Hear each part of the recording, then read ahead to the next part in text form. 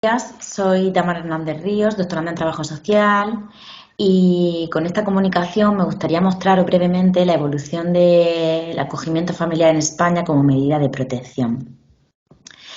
Antes de comenzar y profundizar un poquito más en este análisis de datos estadísticos, sí que me gustaría que nos posicionáramos un poquito a la parte previa antes de llevar a cabo esta protección, y es cuando se detecta que el niño, niña o adolescente se encuentra en una situación de riesgo o de desamparo. Es importante pues destacar que no necesariamente cuando la persona menor de edad se encuentra en una situación de riesgo hay una retirada de su familia de origen, y sí que es cierto que tras la valoración de la situación por parte de los profesionales del equipo de valoración, pues si se detecta que es una situación de riesgo, se trabaja directamente con la familia de origen hasta intentar mejorar la situación, y en el caso de que eso no sea posible ya pues se opta por un cambio de medida, ¿vale? En principio, cuando hablamos de una situación de desamparo ya estamos hablando de una situación mucho más grave.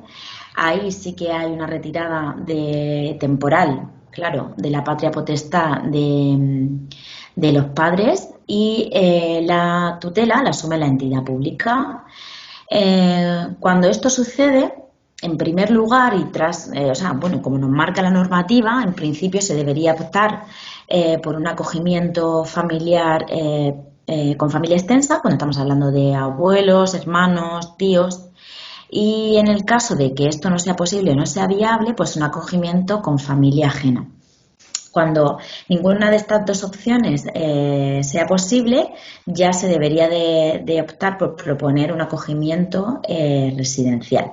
Pero en principio debería de priorizar el acogimiento con familia o extensa o ajena. Me gusta que se destaque porque es importante que lo tengamos en cuenta antes de comenzar a profundizar un poquito en los datos. Estos datos se han intentado obtener, se han obtenido por los datos que publica el Boletín de Datos Estadísticos de Medidas de Protección a la Infancia. Se han recopilado tras la reforma de ley de 2015, ¿vale? La modificación del sistema de protección a la infancia y adolescencia. Y bueno, los datos nos empiezan mostrando que los menores atendidos por el sistema de protección desde 2015 hasta 2022 han ido en aumento. El número más destacado fue a mitad de año en 2019 con 50.272 menores, y en la actualidad con 51.203 menores atendidos por el sistema de protección. Como decíamos, que sean atendidos por el sistema de protección no quiere decir que estén tutelados por la entidad pública, ¿vale? Pueden ser, como hemos comentado anteriormente, que se encuentren en una situación de riesgo y sí que se esté trabajando con la familia de origen. Las medidas que se adoptan, las medidas de acogimiento residencial o acogimiento familiar, vienen definidas por el tipo de guarda. Las guardas pueden ser voluntarias, o sea, los padres pueden ceder esa patria potestad de manera temporal, ¿vale? Puede ser una guarda judicial pero sin declaración de desamparo, lo que decíamos anteriormente, cuando se encuentra en una situación de riesgo, o puede ser una guarda provisional, que es cuando estamos hablando ya de una atención inmediata. En el caso del acogimiento residencial, pues en 2019 es el dato más alto, con 23.209 acogimientos residenciales, y en el caso del acogimiento familiar, ya aquí hablamos de acogimiento de familia extensa y familia ajena, el dato más alto fue en 2015 con 20.172. Pero es cierto que hay que destacar que en principio pues hay un descenso en estas medidas adoptadas. Cuando hablamos del acogimiento familiar, ¿vale? Podemos hablar del acogimiento de diferentes modalidades y de tipos de acogimiento. Queremos destacar que la reforma de ley fue en 2015, por lo tanto, el planteamiento que nota aquí en la modalidad y en el tipo es acogimiento simple, permanente o preadoptivo, cuando hay un acogimiento y posteriormente, con la intención de posteriormente sea una adopción, se cambie la medida de protección. Pero a partir de 2016 sí que comenzó con el acogimiento temporal, acogimiento de urgencia, permanente o delegación de guarda para la adopción. Hubo un cambio ahí en las medidas, en las modalidades, mejor dicho. Cuando hablamos de acogimiento temporal, estamos hablando de un acogimiento de una duración máxima de 2 años, aunque puede haber una prórroga, y las edades se comprenden de 0 a 17 años.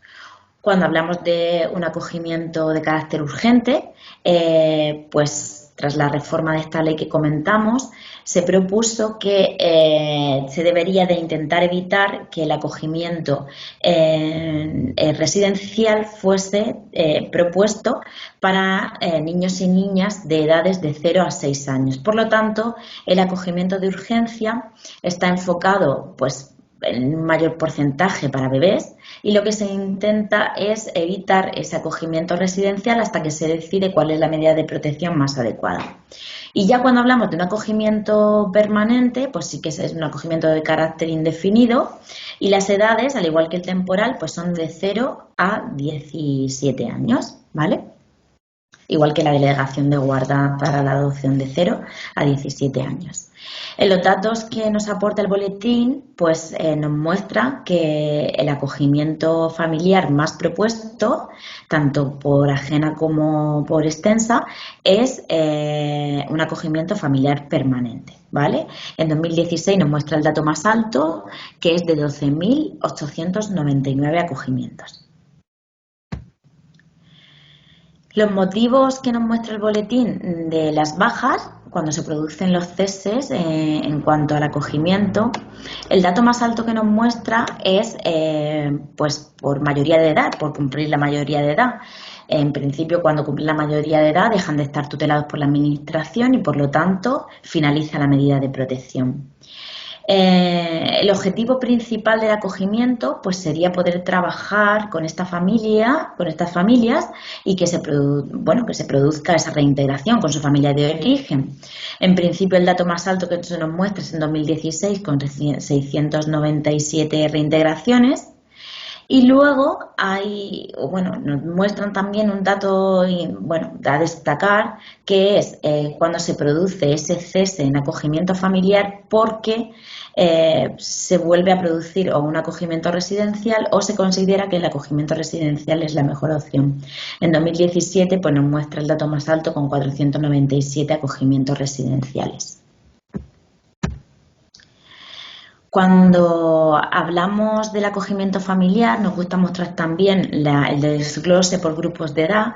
Por esto que comentábamos que tras la reforma de 2015, cuando se propone que de 0 a 6 años se debe evitar ese ingreso a centro, pues por ver un poquito esa evolución y efectivamente pues tras la reforma ascienden los acogimientos familiares, por lo tanto, pues entendemos que ha habido una evolución favorable y se está evitando ese ingreso en centro de los menores de edad de 0 a 6 años, aunque entendemos que todavía debe de haber una evolución y mejora. El dato más alto de los acogimientos por grupos de edad sí que nos muestra en 2015 pues 5.389 acogimientos de edades comprendidas entre 11 y 14 años. Lo que decíamos, estos acogimientos nos muestran, pues son tanto en acogimiento con extensa como con ajena. Ahora más adelante vamos a ver los datos de diferencia. Hemos pensado que también es importante tener en cuenta y destacar el desglose por nacionalidad y bueno, pues lo que nos muestran es que el dato más alto son los acogimientos con menores españoles, ¿vale? En 2015 pues fueron 18.472 acogimientos. Y el dato más alto de menores extranjeros pues fue en 2016 con 4.973 acogimientos. Para finalizar un poco esta muestra de los datos estadísticos que nos ofrece el boletín, no lo hemos comentado, pero el boletín de datos estadísticos está publicado y se puede consultar abiertamente desde 2015 hasta 2022 como hemos hecho nosotros o anteriormente también.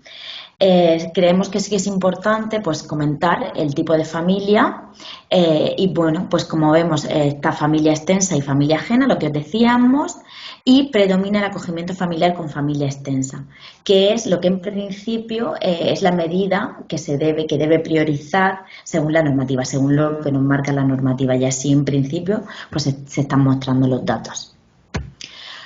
Como resultado sí que queríamos destacar pues que hay un incremento de números de menores atendidos.